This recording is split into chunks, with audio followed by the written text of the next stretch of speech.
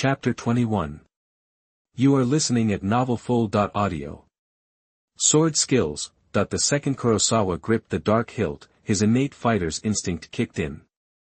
Every basic skill he knew was now executed flawlessly, boosted by 75%.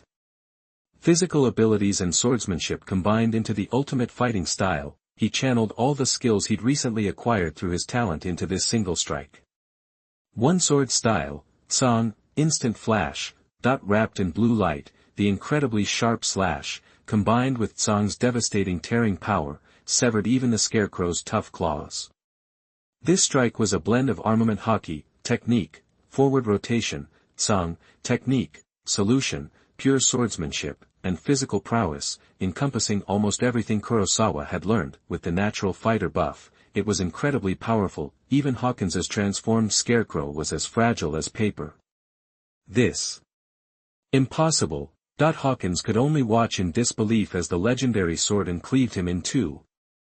Crack. The enormous scarecrow split from top to bottom, and the light faded from Hawkins's crimson eyes. He died not knowing why his predictions had been wrong, why he hadn't foreseen his death. Ding. Congratulations. You've defeated Basil Hawkins and earned a bounty of 24,900 billion points. Ding.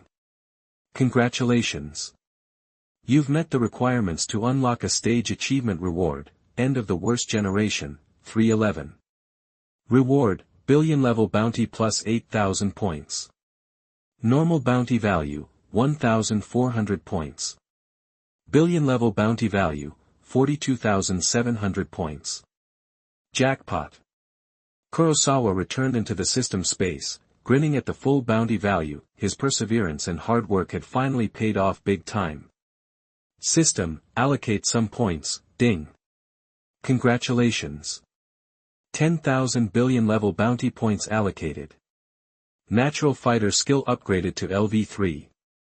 Okay, now how do I spend the remaining 32,700 points? With the boost from natural fighter, leveling up to LV3 was the best path to maximizing combat power. Without hesitation, Kurosawa decided. Ding. Congratulations. 13,000 billion level bounty points allocated.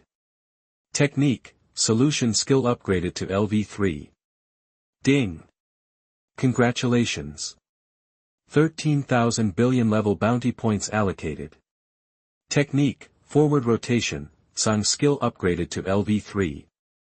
Watching his newly acquired wealth dwindle like a retreating tide, Kurosawa winced, but he kept going. Ding. Congratulations. 3,000 billion level bounty points allocated.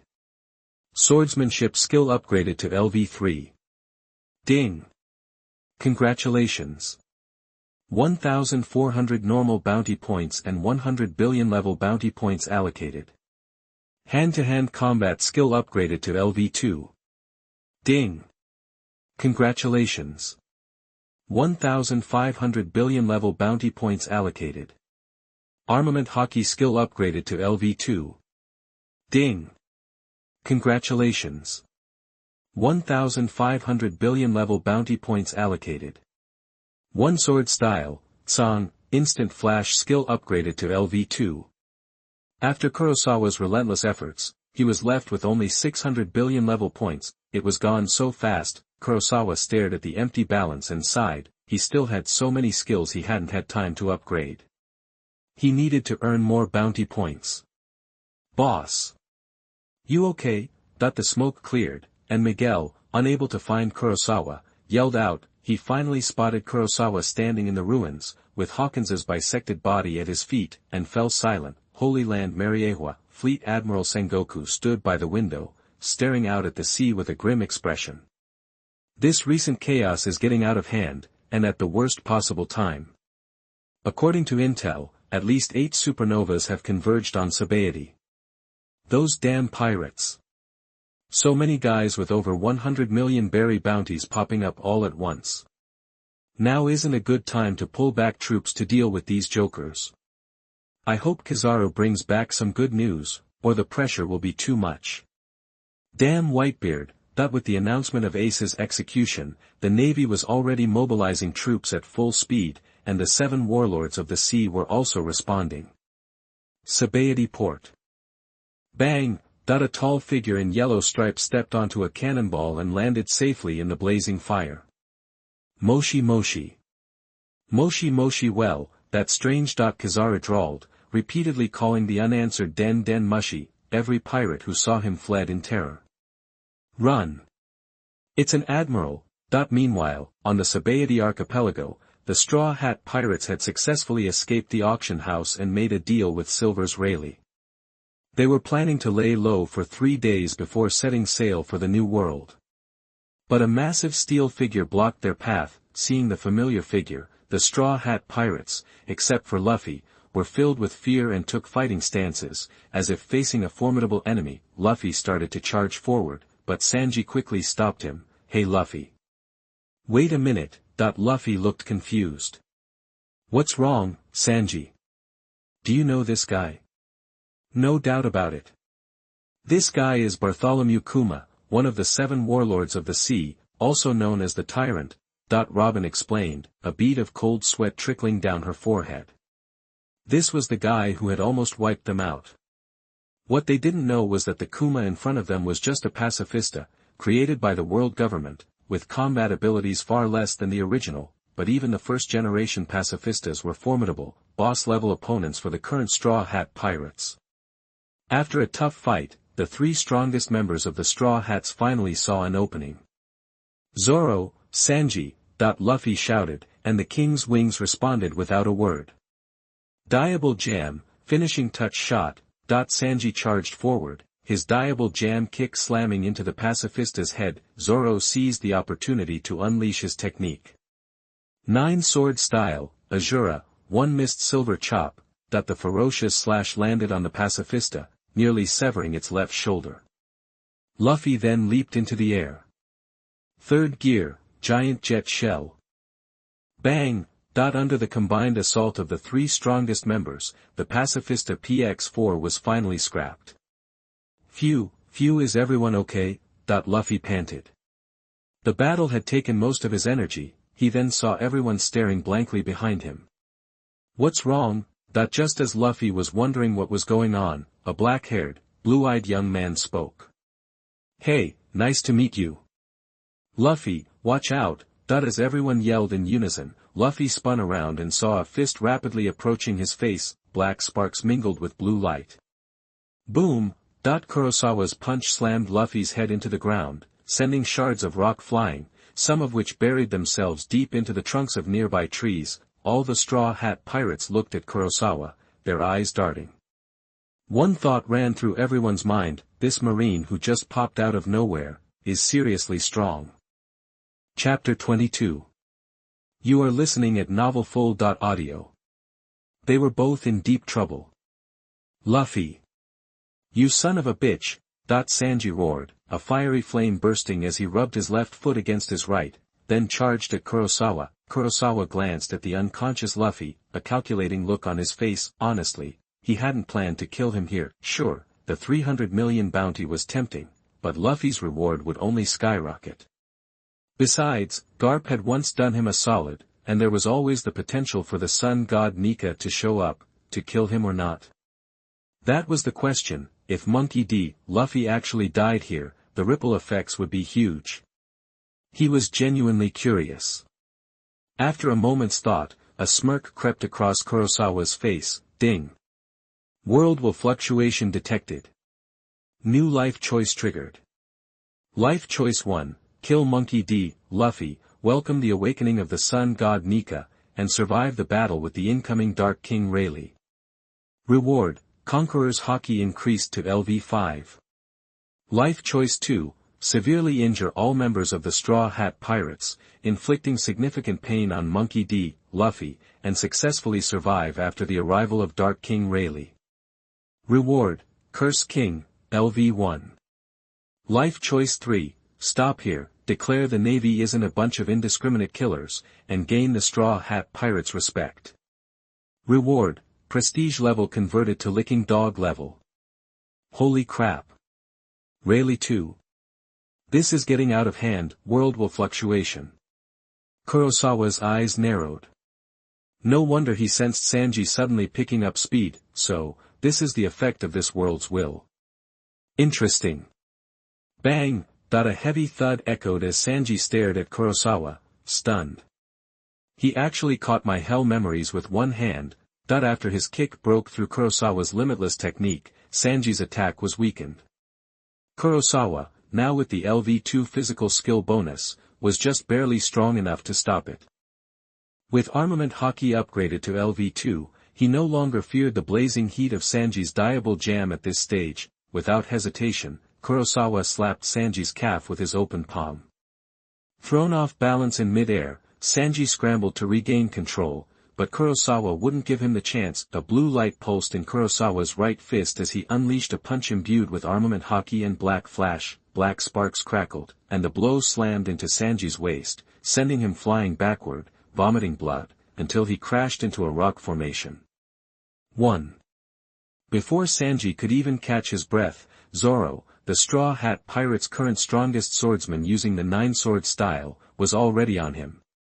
Demon Aurath nine-sword style Thajura Ikamajiri. Zoro rattled off the lengthy incantation. If the 5-star Jujitsu sorcerer Gojo Satoru, currently trapped in the prison realm in Shinjuku, were here, he would have had something to say about it. Had Zoro, instead of Sukuna, been the challenger at the time, Gojo might have been sliced in half before he could have even pulled out alone. Clang! The dark red blade deflected Zoro's ultimate attack. Zoro's eyes widened in shock. Even the sword clenched between his teeth couldn't stop him from exclaiming. This is a Mito. Who are you? How does some marine sergeant have such a weapon and such power? Zoro was stunned. The more he looked, the more certain he became that Kurosawa's blade was even higher in grade than his Wado Ikemanji. Kurosawa said nothing, assessing the situation himself. If Zoro's swordsmanship were leveled, it would be about LV4, higher than his own, but Zoro was in rough shape, while he had a lot of buffs. With a slight smile, Kurosawa said casually, "Guys, as cocky as you really think you can protect this other cocky guy who wants to be king of the pirates?" Under the Straw Hat Pirate's horrified gaze, Kurosawa lowered his dark blade, carving a bloody gash across Zoro's chest as blood gushed out. 2. Zoro! Chopper cried, tears streaming down his face. The rest of the Straw Hat Pirates sprang into action, launching their own attacks. Flower. Before Robin could even raise her hands, a slap across the face cut her off, followed by a punch to the gut that doubled her over and knocked her unconscious. 3. Robin. Nami's eyes widened in horror. How could he have gotten so close so fast? The moment her climatex spat out a thunderball, Kurosawa snatched it and used it as a weapon. He whacked Nami's but with the stick, then stomped her head into the ground. 4. Nami. You bastard. Sword tail. Boom! Kurosawa blitzed past Brook and punched him into the dirt, sending up a cloud of dust. 5. Frankie, wind cannon. Usopp, eat this. Triple impact.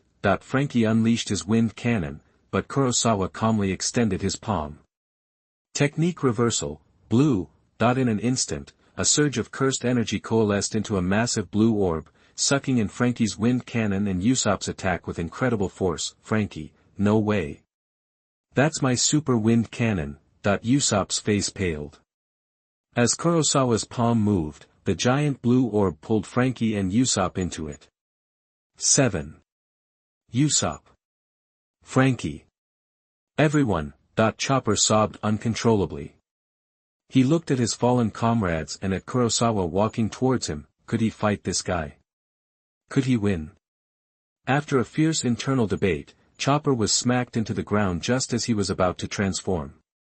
Chopper. Hearing the weak cry, Kurosawa couldn't help but sigh. Was this the perseverance of a main character? The force he'd used should have knocked him out cold for a long time, even if it didn't kill him. Kurosawa glanced at Luffy, then stomped on the unconscious Chopper once more, right before Luffy's eyes. No. Boom. 8. Along with the spray of blood, Kurosawa felt Luffy's pupils constrict and his heart race. Seeing this, Kurosawa's smile widened. Straw Hat Luffy, you're so weak you can't even protect your friends. You still want to be king of the pirates? Another hard stomp. Boom. Stop it. You bastard. Spurred on by the threat to his nakama, Luffy miraculously struggled to his feet and stumbled toward Kurosawa. Miguel, who was watching the fight, remained silent. Kurosawa's methods were a bit brutal, but these were pirates, after all. They deserved what they got. Besides, his boss was insanely strong. Monkey D. Luffy, with a 300 million bounty, and the notorious Straw Hat Pirates were being pinned to the ground single-handedly. He was a role model for the new era navy. Also watching the battle were Sentomaru and a pacifista. That guy's so strong, I might not even be able to beat him. Sentomaru remembered that he, Kurosawa, and Miguel had met on the way here. It was the right call to let him handle this. Otherwise, my pacifista might have gotten destroyed. Sentomaru muttered, admiration for Kurosawa evident in his eyes. How can someone who can so easily beat up a pirate with a 300 million bounty only be a sergeant? Seeing Luffy approach, Kurosawa raised his hand, used blue to drag Usopp to him, and broke his nose right in front of Luffy. Luffy. Ah. What dreams can a weakling even talk about? Kurosawa punched Luffy into the ground again, and slashed down with his dark blade. Chapter 23. You are listening at novelfull.audio. The two of them were practically tripping over each other, they were so close. Whoosh, a white blur zipped across the ground faster than humanly possible. Then, a hairy old leg stomped down, aiming a kick at the legendary sword, and clang, the sword, still in mid-slash, was knocked away, slicing through the air to fell a distant tree. Jean Taowan and Miguel gawked, speechless. Who the heck is that geezer? The boss's attack got blocked. Ignoring their astonishment, Rayleigh's glasses glinted with cold amusement, a slight smirk playing on his lips. Wondered which Marine was causing such a ruckus. Turns out it's just a punk trying to hustle me. Kurosawa didn't immediately respond. His blue eyes scanned Rayleigh's flip-flops, the legendary supreme footwear. They really are something up close. Hey, long time no see, Dark King Rayleigh. Rayleigh's pupils narrowed. You know me? Then how'd you have the nerve to scam me in Venice? People who knew his name didn't dare to cross him, especially not some young whippersnapper. How did he even know? Rayleigh was baffled. Kurosawa replied, all innocence. Don't say that. I was just trying to help you break your addiction, out of the goodness of my heart. Ha! Kid, I was hustling folks before you were even weaned. Since the Navy's too soft on you brats, I'll teach you some respect for your elders. Rayleigh pulled his foot back and then lashed out again, this time with even more force. Kurosawa could feel the incredible Hawkeye radiating from the kick. Without a word, Kurosawa poured all his strength into a slash aimed at Rayleigh's supreme flip-flops. One sword style, azure flash, clang, the impact unleashed a powerful shockwave. Rayleigh's white coat billowed, while Kurosawa's justice cloak danced in the turbulent wind. Did I hear right? Did that guy just call him Dark King Rayleigh? As in the Dark King? Jean Taowan's expression turned grim. If the legendary pirate was getting involved, things could get messy, maybe even unsolvable. Dark King Rayleigh. Roger's right-hand man. After a moment of stunned silence, Miguel started to tremble with excitement. The boss is going toe-to-toe with a legend. He's gotta be future fleet admiral material. Jean Taowan cut him off. Don't get ahead of yourself. This kid's got potential, sure, but a pirate with the title Dark King isn't just relying on that. That's a living legend out there. Back on the grass. Clang. Sparks flew as and clashed against Rayleigh's sandals. Rayleigh's gaze flicked to the sword in Kurosawa's hand, a hint of appreciation in his eyes, before he sneered. You're just riding on your youth. You've got a decent blade, but you can't use it properly. You'd need to be a master swordsman to even stand a chance against me. You're practically 6 feet under already, Grandpa. Just lie down in your coffin. You're too old to be running around like this, you'll throw out your back. As Kurosawa spoke, his gaze flickered suggestively towards Rayleigh's waist. Ha! You think you can get under my skin? Rayleigh chuckled and put even more power into his foot. The sudden burst of energy sent a jolt through Kurosawa's arms, the force was like a tidal wave, nearly impossible to withstand. Kurosawa was sent flying backwards, but a smile played on his lips. Getting antsy now, are we, old man? Rayleigh was about to retort when he noticed the lack of panic on Kurosawa's face. Instead, the younger man was forming hand signs with incredible speed, suspended in mid-air, the justice cloak fluttering around him. Kurosawa's blue eyes blazed with intensity. Rayleigh's instincts screamed. He unleashed his observation Hawkeye, instantly detecting 3 orbs of blue light that had appeared seemingly out of nowhere. Phase, Twilight, Eye of Wisdom. Kurosawa chanted the spell, the azure seeds he'd planted before Rayleigh's arrival bursting to life, reaching maximum output in a heartbeat. Level 3 acquired. The azure technique erupted like a brilliant ocean firework, engulfing the living legend. Interesting kid. Before the blue light swallowed him whole, Rayleigh, sensing the raw power contained within, managed a smile and a final comment. Things are about to get a whole lot more interesting. Kurosawa's gaze hardened. If Rayleigh had gone all out from the start, his techniques wouldn't have had much effect, but the powerhouses in this world weren't all like Shanks, showing off their 3 billion bounty. Besides, he was up against a rookie Marine sergeant. Rayleigh wasn't about to go full throttle, likes to show off, huh? You old codger, Kurosawa landed smoothly, the force of the wind barely touching him thanks to his unlimited technique defense. He rapidly weaved another set of hand signs. The scarlet light was blinding, even in the midst of the azure explosion. Phase, Jackfruit, Pillar of Light. Technique reversal, he. Maximum output, this should give even Dark King Rayleigh a run for his money, buzz buzz buzz, technique reversal, he shot forward like a divine sword. The dazzling red and white light became the dominant colors of the battlefield, followed by a deafening roar. Those watching from a distance were blinded by the light, then deafened by a series of explosions. 2 of the massive mangrove trees supporting the Sabaody archipelago were ripped apart, leaving gaping holes. With a groan, the 2 colossal trees, hundreds of meters tall, toppled to the ground. This scene did not escape the notice of the supernovas scattered across the archipelago. Akahata Drake. That attack.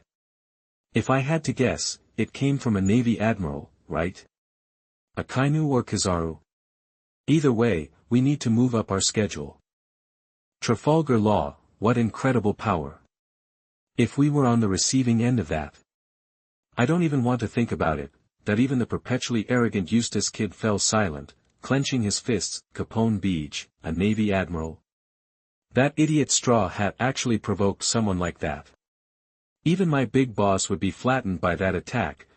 Jewelry Bonnie stared blankly at the explosion, momentarily forgetting the chicken leg in her hand. Borsellino, oh, things are getting a little out of hand. Borsellino finally gave up calling the unanswered den mushy. His eyes, hidden behind sunglasses, betrayed nothing of his thoughts. Yasukani no Magatama. Golden light coalesced into a mirror, then dispersed into light particles, speeding towards the source of the attack. Chapter 24. You are listening at novelfull.audio. The enemy was panicking.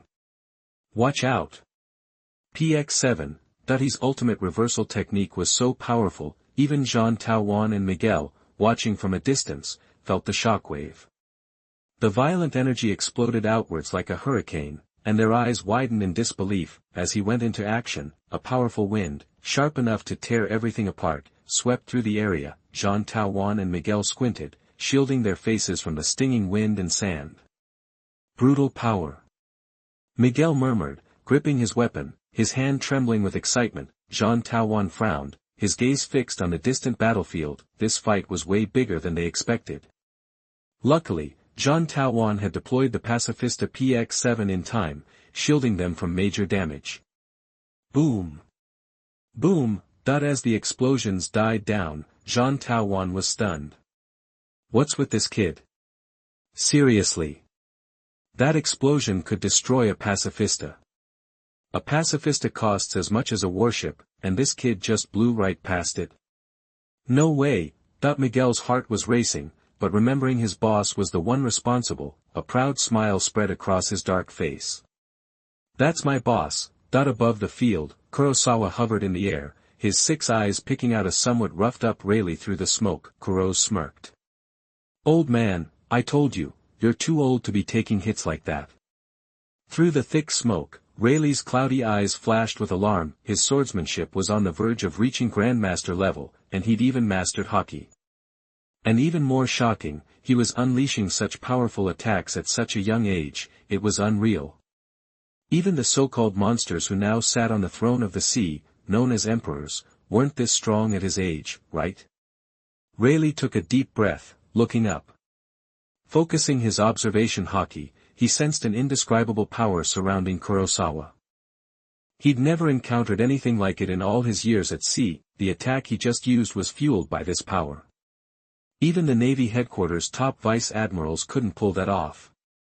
As the smoke cleared, Gion and Miguel stared. The white-haired figure in the crater had blood trickling from the corner of his mouth, and his clothes were torn. Kurosawa had actually injured Rayleigh. A living legend. Unbelievable. Cough. Rayleigh coughed, casually wiping the blood from his mouth. I admit, you're a rare talent. It's a shame a guy like you joined the Navy. Gion was dumbfounded. Did I hear that right? Rayleigh himself called him a genius.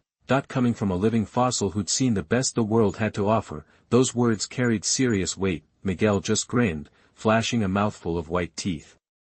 That's my boss.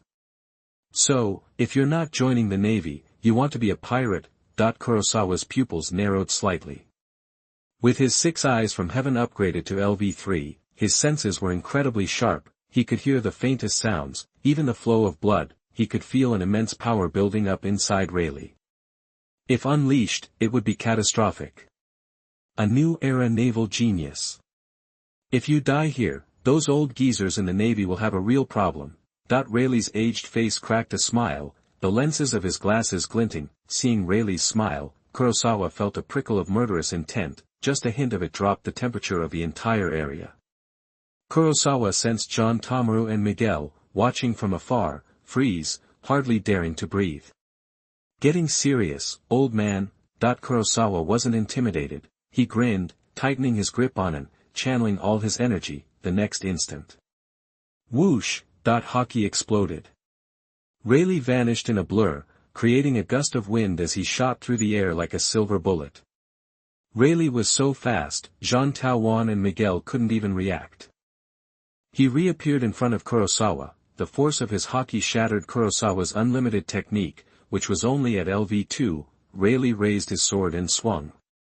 Kurosawa's eyes widened. The speed. Sky cloud sword. Buzz. Clang. A golden sword blocked Rayleigh's attack, the dazzling light reflecting off the silver lenses. Rayleigh saw his attacker and sneered. You're getting faster, kid. Kizaru. Wow, scary. Didn't expect Rayleigh to be so rough with a Marine sergeant. Borsellino replied with a fake smile. The old man finally got here. Seeing the tall figure in the yellow-striped suit, Gion breathed a sigh of relief, then started complaining. What took you so long, old man? PX4 is scrap. How am I supposed to explain this to Vegapunk when you get back? General Borsellino. Miguel was excited.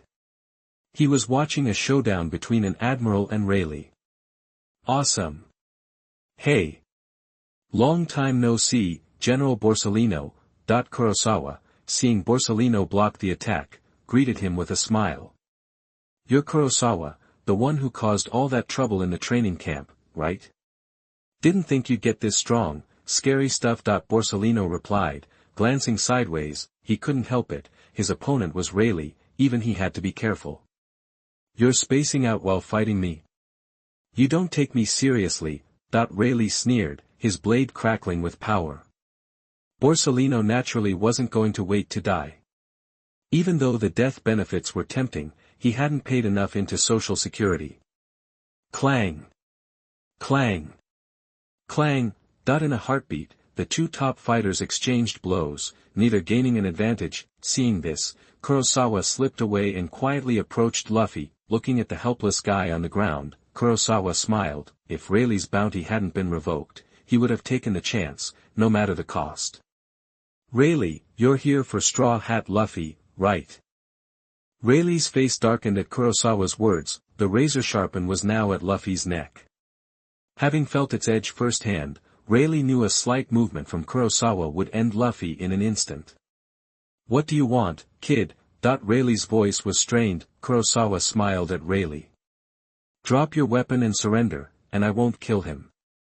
At the same time, Kurosawa was watching Borsalino closely. He might get the answer to a question that had been bothering him for a while. Kizaru, are you a Revolutionary Army plant? Chapter 25. You are listening at novelfull.audio. They were locked in a standoff. Rayleigh remained silent, and the tension hung thick in the air. Miguel, awestruck, stared at Kurosawa. You're the real deal, boss. You actually threatened Dark King Rayleigh. Gion looked grim. If Rayleigh hadn't been captured, Kurosawa would have definitely been his next target. The thought of such a ruthless and powerful pirate holding a grudge against him was terrifying. Rayleigh stared at Kurosawa, a sigh escaping him. It had been ages since he'd seen such a promising young man.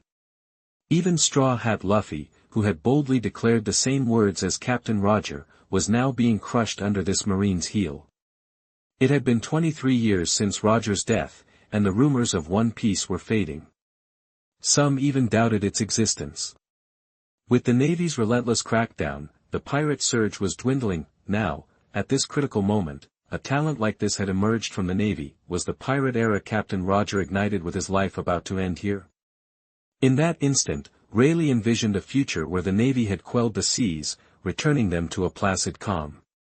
Boy, you're playing with fire. Rayleigh finally spoke, a chilling killing intent washing over everyone. Miguel and Gion felt a sudden chill, like plunging into icy water. The palpable murderous aura radiating from Rayleigh was suffocating.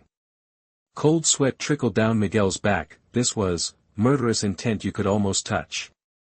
Terrifying. And that was just being near it. He couldn't imagine the pressure the boss was under.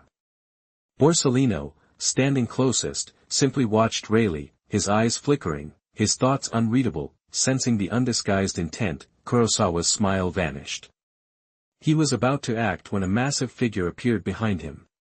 Where would you choose to go, if you could travel anywhere? The emotionless voice cut through the air, and Kurosawa frowned. He was fast. Bartholomew Kuma.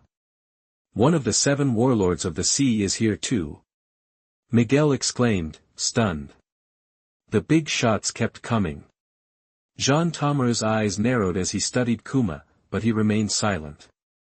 Hey, what are you trying to pull? To everyone's surprise, Kurosawa turned his blade on Kuma. I can handle these guys. You're a warlord, you don't need to compete with a marine sergeant for the glory, right? Miguel was floored by Kurosawa's audacity. Whoa, boss, you're not going to take on one of the warlords, are you? But then Miguel remembered Kurosawa dismantling the entire training camp on day 1, thrashing Vice Admiral Burned Orange, wiping out 3 of the worst generation, single-handedly taking down the Straw Hats, and even wounding the legendary Rayleigh. The guy was relentless. Yeah, anything's possible with the boss. Borsalino remained silent, focused on Rayleigh. But it was obvious neither man was truly engaged. Borsalino's eyes flickered. He'd seen enough to know Kurosawa had already wounded Rayleigh before he arrived. From their earlier clash, Borsalino knew that even a past his prime Rayleigh was a force to be reckoned with. Otherwise, even a pirate with a billion-belly bounty wouldn't last long against an admiral like himself. But Rayleigh had held his own, proving his strength, and it hadn't been long since the training camp incident. The kid's growth rate was insane. Kuma, impassive, held his book. After a pause, he flashed forward, appearing in front of Luffy and striking him. Then, to Kurosawa's bewilderment, he struck down the rest of the Straw Hat Pirates one by one. Damn it, at least try to look convincing. With the Straw Hat Pirates now gone, Kuma announced. These are extremely dangerous criminals. Taking them on directly carries too much risk. To minimize any potential losses and ensure your safety, it was best for me to handle it. Then, meeting Kurosawa's gaze, he added, I won't take the credit. You can claim the victory. Kurosawa's mouth twitched. He glanced at Borsellino, understanding dawning, maybe others didn't know Kuma's powers, but Borsellino definitely did. As an admiral, Borsellino knew Kuma had been transformed by Vegapunk and recruited as a warlord. There was no way Borsellino was unaware of Kuma's abilities, and no way he didn't realize Kuma's actions hadn't killed anyone. Good one, you just let the straw hats escape right under my nose, didn't you? And Miguel was the only one clueless. Okay, I can't wait to see how you explain this to Sengoku. That he remembered Kizaru had just captured 500 pirates in the Sabaody archipelago to smooth things over. Kurosawa smiled. Thanks, I owe you one, Kuma. Seeing the matter settled, Rayleigh stepped back, his eyes burning into Kurosawa. I won't forget your face, kid. I hope your luck holds out.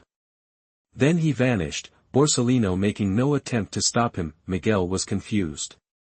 Why didn't the admiral press the attack? That was Dark King Rayleigh. A huge threat to the world, Kuma, the cost of pursuing a fight at that level is too high. Besides, the Navy dropped Rayleigh's bounty years ago. Now isn't the time to waste resources on him. Kurosawa didn't buy it. There was a grain of truth, but something wasn't adding up. Kurosawa, Miguel, gather the team. Miguel, yes, sir, ding. Congratulations to the host for causing Monkey D. Luffy great pain and successfully surviving against Rayleigh. Reward, Curse King, LV1. The skill Curse King has been activated. The host has automatically comprehended the skill. Chapter 26. You are listening at novelfull.audio. The old guy was grinning ear to ear. Navy headquarters, Marineford. Huashishin was at his desk in his office. Gion, Kaji, what brings you here? He asked. He instinctively touched his face where his stubble used to be, a smile spreading across his face as he felt the smooth skin. Ever since Kurosawa burned off his beard, Huashishin had to shave every day to avoid looking unkempt. Oh, just poking around, Gion said vaguely. She couldn't exactly admit she was trying to track down Kurosawa. Just as Gion was gathering her thoughts to speak, a knock came at the door. Come in. Huashishin called out. Reporting, Lieutenant General Huashishin, this is Kobe. I have something important to report. Kobe saluted, eager to tell them about Kurosawa now that he'd recovered. He had been unconscious the day Gion and Kaji were there, so he didn't see them. Kaji eyed the pink-haired kid. Wasn't he the one Gion made scrub the toilets? What was he doing here? Gion remembered too, and her face darkened. Just then, Huashishin's den mushi started ringing. Hold on a sec, he said, answering the call. Sorry, Gion, duty calls. It's fine, go ahead, Gion replied, shooting Kobe a dirty look. If it wasn't for him butting in, she'd have already asked about Kurosawa. Damn it, she thought. He's ruined my plans again. He'll be scrubbing those toilets for a week. Or maybe, a human punching bag. Huashishin watched as the once white den mushi turned completely black. He knew exactly who was on the other end without even listening. Hey, is that Vice Admiral Huashishin? This is Miguel. The den mushi's booming voice indicated Miguel was fine. Huashishin chuckled. How'd the mission go? Reporting, Vice Admiral Huashishin. In the Sabaody archipelago pirate riot, we neutralized 89 pirates and captured 31. Sergeant Kurosawa personally took down a pirate with a 9 million berry bounty, and we successfully resolved the situation. Huashishin smiled, impressed. Good job. Gion frowned, realizing Kurosawa had been on a mission. No wonder I couldn't find him at the training grounds. Kobe's face tightened. Kurosawa, that slacker, took down a 9 million berry pirate. Could the rumors be true? Miguel continued. Afterward, Sergeant Kurosawa ran into a troublemaker, Ibuprofen Dwankuan. Kobe spoke up. Tuankuan. I remember him. A pirate with a 22 million berry bounty, Miguel added. Sergeant Kurosawa shot him dead. There was another pirate there too, Nakuru Kiwan. Kurosawa saw through his disguise. Nakuru Kiwan. The cyborg with a 36 million berry bounty. That guy's seriously dangerous. If I were in charge, I would have avoided him. Kobe said seriously, as if facing a formidable foe. Hiwashishin simply nodded. A 30 million berry pirate was a real threat.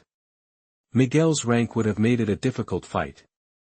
Sergeant Kurosawa subdued him and took him out on the spot. Miguel declared. Kobe was stunned, clenching his fists. What? No way. That's impossible. Hiwashishin was taken aback. Excellent work. Gion's lips curved into a smile. Of course the guy I like would be strong. Kaji wasn't impressed. For him, a pirate with a bounty in the tens of millions was nothing special. Not even worth his time, but Miguel's next words made Kaji perk up. Also, while patrolling Fengqing Street this morning, Sergeant Kurosawa and I encountered a member of the worst generation. The worst generation. Pirates with bounties over 100 million. Ridiculously dangerous. We need to report this and request backup, ASAP. A bead of sweat trickled down Kaji's forehead. Just hearing about it made him feel uneasy. He couldn't imagine facing them directly. The worst generation. Now that's a challenge. Kaji smiled confidently, figuring Kurosawa stood no chance against that level of pirate. Gion looked worried. You ran into the worst generation. That's. A pirate with a bounty over 100 million is way too dangerous, even for me. Wait a second. Hiwashishin stopped, sensing something off. Did you say you were patrolling Fengqing Street early this morning?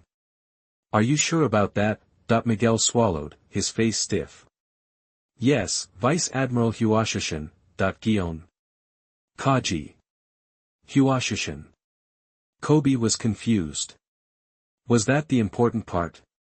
After a brief pause, Miguel continued. The member of the worst generation was Scratchman Apu. Kobe's eyes lit up. He thought for a moment. With a bounty of 198 million berries. He's a devil fruit user with sonic powers. His abilities are deadly and create massive explosions. Extremely dangerous. Only a colonel, no, a rear admiral would be a match. I could take him, Kaji scoffed, glancing at Gion to gauge her reaction, but Gion was focused on something else. Is Kurosawa hurt?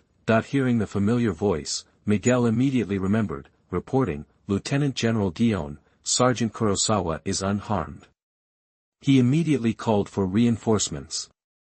Everyone nodded, understanding the logic of calling for help when outmatched. Kaji smugly thought he could have handled it himself.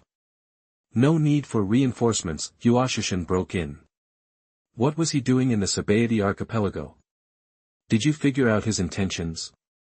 No, sir. Hiwashishin was about to speak when Miguel quickly added, Sergeant Kurosawa just went ahead and took him out. I arrived too late to ask. That's reckless.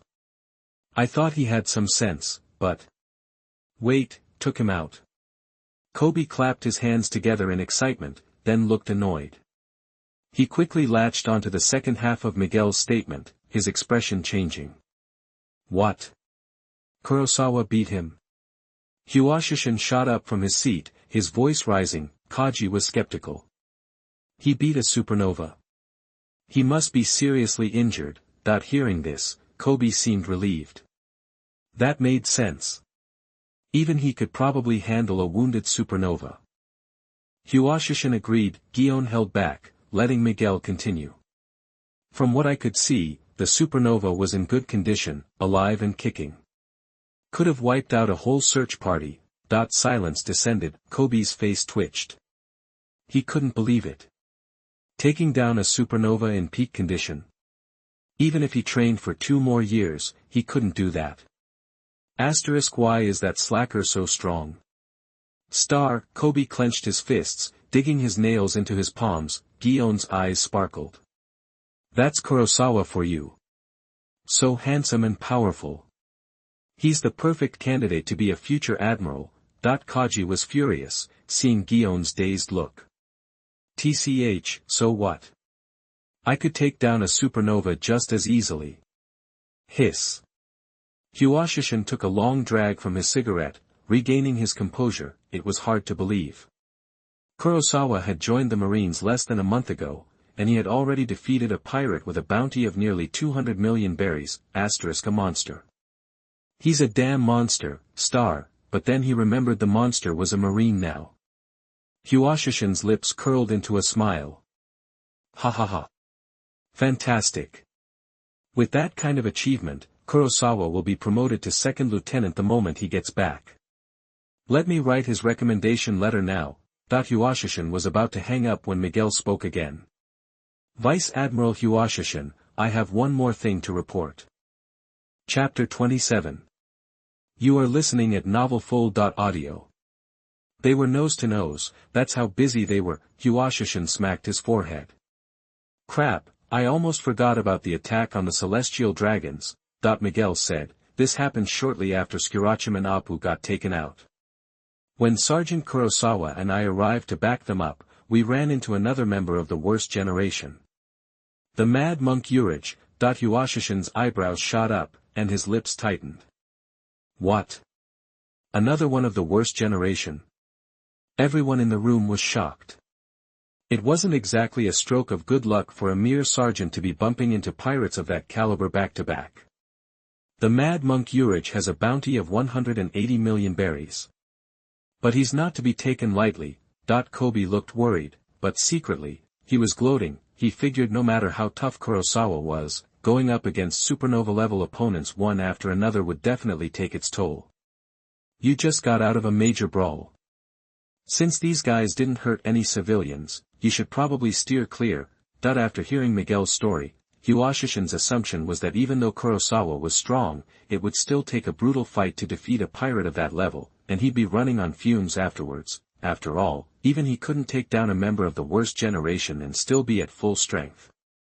If Kurosawa ran into another member of the worst generation in that state, he wouldn't stand a chance. Gion's face, predictably, showed another flash of worry. Seeing his chance, Kaji jumped in to brag, don't sweat it, Gion. Even 100 of those little pirates wouldn't stand a chance against me. I'd definitely protect you.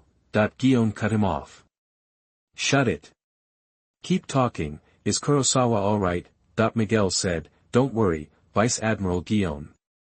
The mad monk Urich jumped us, and Sergeant Kurosawa took him out on the spot. And then another member of the worst generation showed up.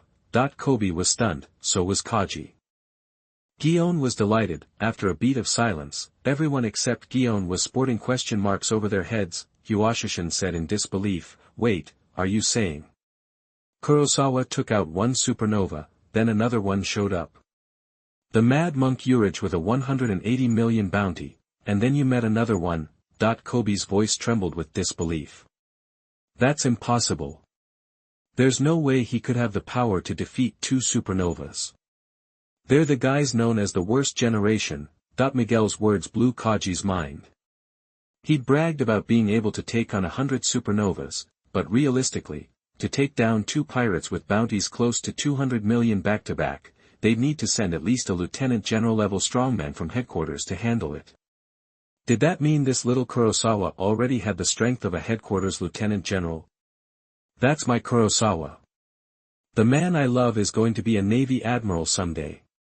Gion's eyes sparkled, not hiding her affection for a second. Kaji didn't like that one bit, and his face twisted into a scowl, but there wasn't a damn thing he could do about it. Miguel said, that's right, Vice Admiral Huashishin.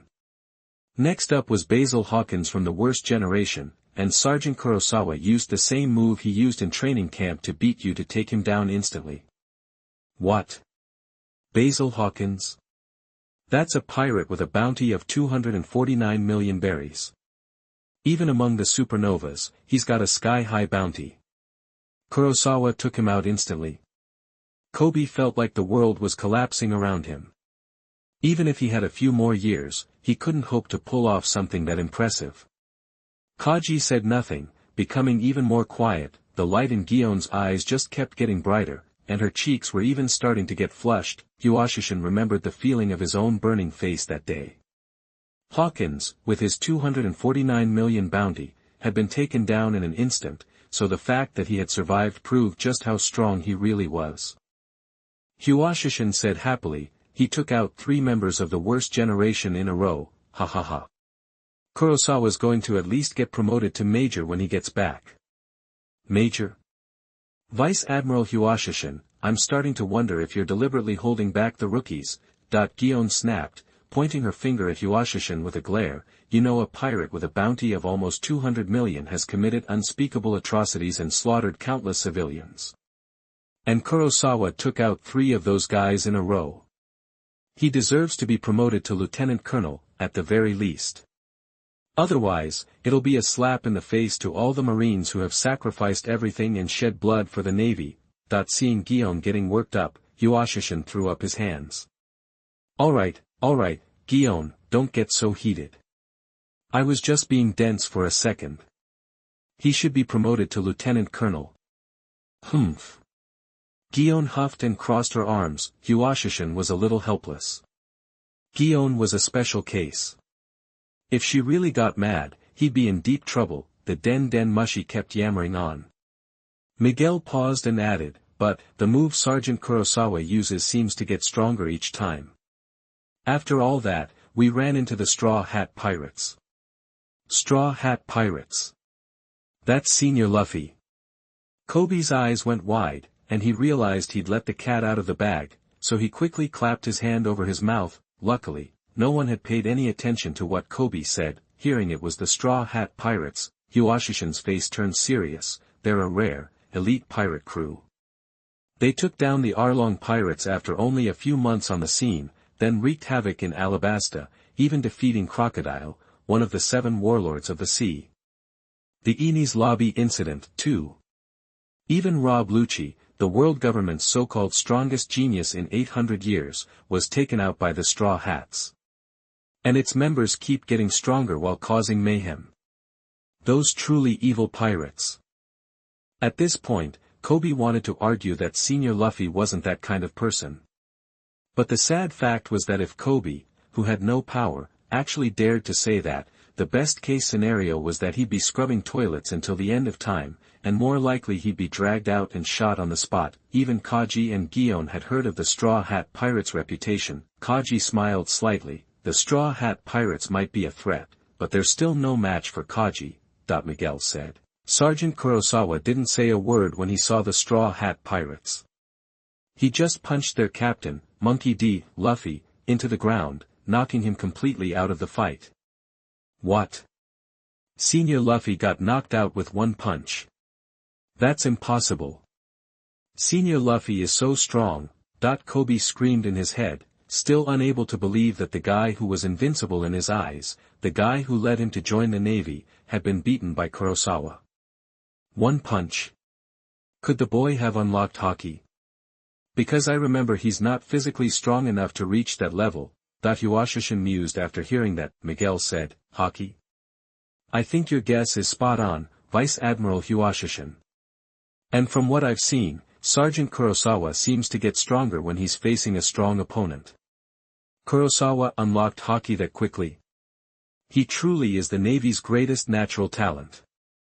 Gion said, her eyes sparkling. Kaji wanted to jump in and brag about himself at that point, but when he thought about how long it had taken him to unlock Hawkeye, he just silently shut his mouth. Miguel said, the rest of the Straw Hat Pirates tried to save their captain, but Sergeant Kurosawa knocked them down one by one. It was over in a flash, like swatting flies without even breaking a sweat. Kobe was numb, and his palms were already slick with sweat. Miguel was practically bouncing with excitement as he spoke, and the best part is coming up. Chapter 28. You are listening at novelfull.audio. The anticipation was so intense, they were practically counting down the days. Meanwhile, on the other end of the den mushy, the listeners were on the edge of their seats. Miguel, sensing the charged atmosphere, couldn't help but puff up with pride. He paused for dramatic effect. Oh. You think defeating Straw Hat Luffy with a 300 million bounty was the highlight? Yuashishin's curiosity was fully piqued. What happened next? Gion leaned in, eager to hear just how amazing Kurosawa had been. Kaji was getting impatient. Spit it out already. Why the suspense? Miguel continued. Sergeant Kurosawa didn't just beat the Straw Hat Pirates, he broke them, body and soul. Then, just as he was about to execute Monkey D. Luffy, someone completely unexpected showed up. Who? Did they have backup? Yuashishin wondered. Kaji was intrigued. Gion frowned. Who dared to mess with Kurosawa at a time like this? Kobe was desperate to prevent Luffy's execution, especially by Kurosawa, so he listened intently. Judging by the Den Mushi's reactions, Miguel could practically see their faces. He savored the moment, then dropped the bomb. Dark King, Silver's Rayleigh. Silence. Miguel watched the Den Mushi's speaker twitch and smiled smugly. Dark King Rayleigh? Are you sure? As in, right-hand man of the pirate King Roger, that Rayleigh? Yuashishin's voice trembled with disbelief. Gion's eyes were wide with worry. A living legend intervening. Kurosawa must be in serious trouble. Kaji's face hardened. Even he wouldn't bet on victory against that former powerhouse. In Kaji's mind, Kurosawa was a goner. He braced himself for the news of Kurosawa's death. And how to comfort Gion? Maybe a consoling hug from Lieutenant General Kaji? Kobe struggled to hide his glee. He didn't know why Rayleigh would help Luffy, but it didn't matter. Kurosawa stood no chance.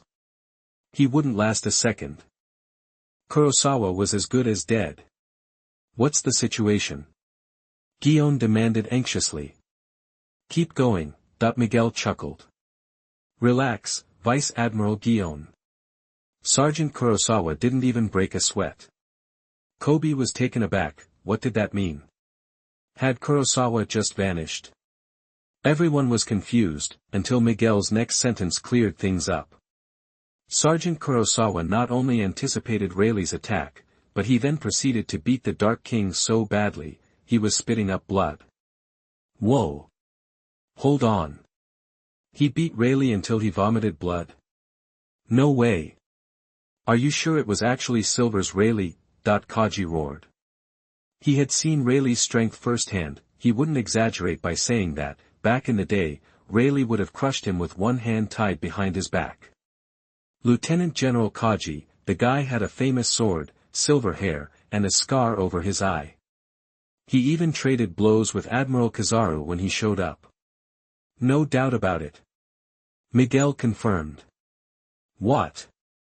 This is unbelievable.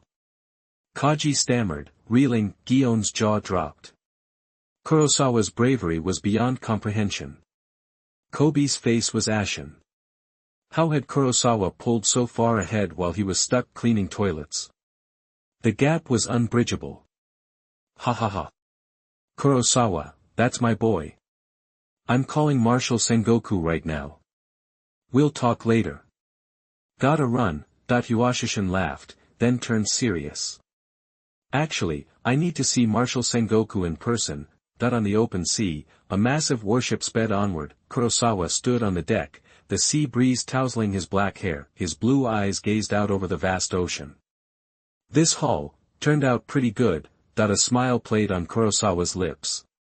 With his current strength, he could hold his own against even an elite vice admiral, without pulling out all the stops. King of Curses, LV1, increases curse output by 50%, curse attacks inflict curse effects, reducing healing by 50%, increasing pain by 200%, unlocks the essence of curses. Skill comments, make the world feel pain. King of Curses even allowed Kurosawa to unlock Gojo's ultimate move, Hollow Purple, as well as Might Guy's 8 Gates formation, and Sanji's Diable Jam.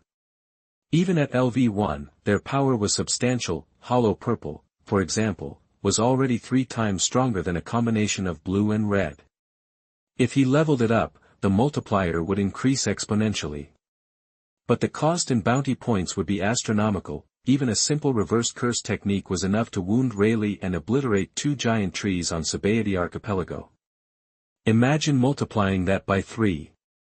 Admirals were monsters because of their destructive power, akin to natural disasters. Kizaru's light-speed kicks, creating supernovas and shattering giant trees, that was top-tier combat ability. Now, Kurosawa possessed that kind of destructive power. To some extent, Kurosawa was now qualified to contend with the top fighters on the seas.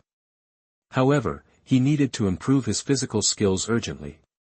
He also needed to train his swordsmanship and rokushiki. Thanks to his overpowered 6 eyes, his speed was decent. For now, Kurosawa was basically a glass cannon, high-speed mage. He had the destructive power, but a well-placed hit would put him down. A surprise attack from someone like Shanks would be fatal. Physical skills. Kurosawa muttered. A tall figure with a yellow-striped suit approached him. "Hey, Kurosawa. Sengoku wants to know if you're planning on attending the Warlords meeting." Chapter 29. You are listening at novelfull.audio. The old man was in a bind, but he was still kicking. A while back, Hwashishin went straight to the sacred land of Marihoa and met Navy Fleet Admiral Sengoku face to face. "You're telling the truth." Sengoku's jaw dropped. Hwashishin smirked a little. That was the reaction he was looking for. He wasn't about to be the only one freaked out by Kurosawa. The whole damn Navy needed to know, what kind of beast was Hwashishin training in his camp. Miguel reported it, Hwashishin said. Admiral Kizaru was there too. This ain't no lie. Sengoku was reeling, 18 years old, already a master swordsman, with Hawkeye and insane speed. He'd taken down 5 supernovas back-to-back, gone toe-to-toe with the legendary Dark King Rayleigh, and walked away without a scratch. You could search the whole world and not find another like him. He was hands down the most prodigious talent the Navy had ever seen. Garp, Kazan, Akainu, Kizaru, none of them, at that age, could hold a candle to Kurosawa. If they'd ganged up on Kurosawa at the same age, they'd probably get their butts handed to them. Think about that for a second. A combat genius on the verge of turning the whole world upside down was about to hit the scene. The thought hit Sengoku like a ton of bricks, and he couldn't help but chuckle. The cloud the Whitebeard Pirates had been casting over everything vanished in that instant. Even if they couldn't win the war, Kurosawa would be ready to sweep the seas before long. Bring it on. Sengoku's sharp eyes gleamed. He could practically see the future, the Navy, led by Kurosawa, rounding up every big-name pirate in the New World, and Roger's great pirate era finally coming to an end. Get Kizaru on the line, now. Ask Kurosawa. No, ask if Kurosawa would be interested in joining the meeting of the 7 warlords of the sea. Hwashishin blinked. Fleet Admiral Sengoku, I respect your decision, but is it wise to expose Kurosawa so soon? Sengoku just rolled his eyes. The brains in these guys' heads were just for show. Kurosawa made such a mess on Sabaody Archipelago. You think we can keep him under wraps? Hwashishin scratched his head. You got a point, Fleet Admiral. Sengoku continued, even if Rayleigh doesn't spill the beans and sick every bounty hunter in the world on Kurosawa. I bet that gossiping bird in the news is already typing away. It'll be front-page news tomorrow. Hwashishin raised an eyebrow. You talking about Morgans? You want to? Sengoku waved his hand, a knowing smile playing on his lips. If we can't keep it quiet, let that bird make some noise. We'll reach out to Morgans and tell him to make it good. If he doesn't, I'll pluck his damn feathers. Yes, Fleet Admiral Sengoku. Sengoku turned to look out the window. Not since Kazan, Akainu, and Kizaru had the Navy had anyone who could even compare. The Navy's been losing its edge in this new era. If anything happened to them, no one could fill the gap as Fleet Admiral. Gion and Tokikake were far behind those monsters. Sengoku's eyes swept towards the horizon. In these few days of peace, he would make Kurosawa the household name the Navy needed him to be. It would not only boost the Navy's sagging morale but also set a standard for the young recruits and scare off anyone thinking about making a move. Killing 2 birds with 1 stone. That was why he was Fleet Admiral Sengoku. If the Navy was full of boneheads like Garp, they'd fall apart in no time. A Shichibukai meeting, Kurosawa raised an eyebrow at Kizaru, ding. Detecting host situation. New life choice available. Life choice 1, agree to attend the Shichibukai meeting. Publicly blast Kizaru as an undercover agent who dropped the ball and let Monkey D. Luffy get away. Expose his incompetence during this Shichibukai meeting. Reward, prestige level increased to LV3. Life choice 2, enthusiastically agree to Fleet Admiral Sengoku's request. Show off your strength at the 7 Warlords meeting. Reward, armament Hawkeye raised to LV3. Life choice 3, act arrogant. Disdain such a pretentious event. Decisively reject Sengoku's request. Reward, appearance +3. Whoa, thought those rewards were seriously tempting. But, it wasn't the right time to start a beef with an admiral in public, screw it. His looks were off the charts anyway. How could I refuse Fleet Admiral Sengoku's invitation? I'm in, Kurosawa grinned. Yoshi, that's good. Mr. Sengoku seems really eager for you to go. Oh. What's your take, Admiral Kizaru? Kurosawa asked. Hehe, Mr. Sengoku's probably looking forward to seeing what you can do. After all, you're coming along so fast, Kizaru said absent-mindedly. If we could just get rid of these pirates, I could clock out earlier. Realizing he might have said too much, Kizaru glanced at Kurosawa. Seeing that he didn't react, he looked away. The kid was close with Gion. He probably shouldn't be talking about this stuff, otherwise, if Gion ratted him out, he'd lose half of his days off. Marineford, warships the size of mountains docked at the port one after another. Navy elites from all over the world came ashore, Tina, Smoker, Toshiji, they were all there, but what was different was that the number of those Navy officers who could be called top masters in their respective regions was overwhelming. Even the giant vice admirals whose punches could shatter the earth and level buildings were overshadowed. Smoker scanned the crowd, looking for Kurosawa. As the one who'd been chasing Straw Hat Luffy the longest, he knew better than anyone how tough the guy was. But a mere sergeant had beaten him. Smoker was curious, Toshiji was the same. She pushed up her glasses and searched for the striking boy with the blue eyes. Seeing the elite troops gathering, even the headquarters top-tier lieutenants felt the pressure Whitebeard was bringing. Ghost Spider had a cigarette dangling from his lips. Mobilizing this much firepower. Fleet Admiral Sengoku serious about winning this. Doberman's voice was low, and his eyes flashed with a fierce fighting spirit. Whitebeard is known as the strongest pirate on the seas. We can't underestimate him. Still's face was grim. They say Whitebeard can sink an island with a single blow. Wiping out islands with one strike. The world's strongest man, the devil fruit with the power to destroy the world, even the elite headquarters lieutenants felt the weight of it all. An enemy like that. Don't sweat it. We've got the admirals. In the heavy air, the soldiers suddenly cheered like crazy. Admiral Akiji. Admiral Akainu. The soldiers stared at the two towering figures with awe and admiration, the admirals of the navy, their ultimate firepower. With them standing tall, they could face the Whitebeard pirates without fear. Another massive warship slowly docked. Kurosawa, don't forget about the Shichibukai meeting later. I'm heading out, Kizaru said before leaving, surprising Kurosawa. Got it, Admiral Kizaru. Look, it's Admiral Kizaru. The 3 admirals of the Navy are here. Never seen that before. We're gonna win this war. Hey, look at the guy behind Admiral Kizaru. Light blue eyes, could that be Kurosawa, the one who made a scene on Sabaody Archipelago today?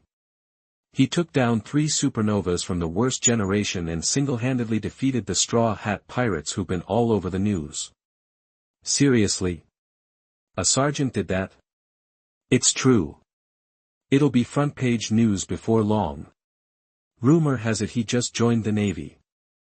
First day on base, he turned the whole place upside down and beat up his instructor. Holy crap, that's intense.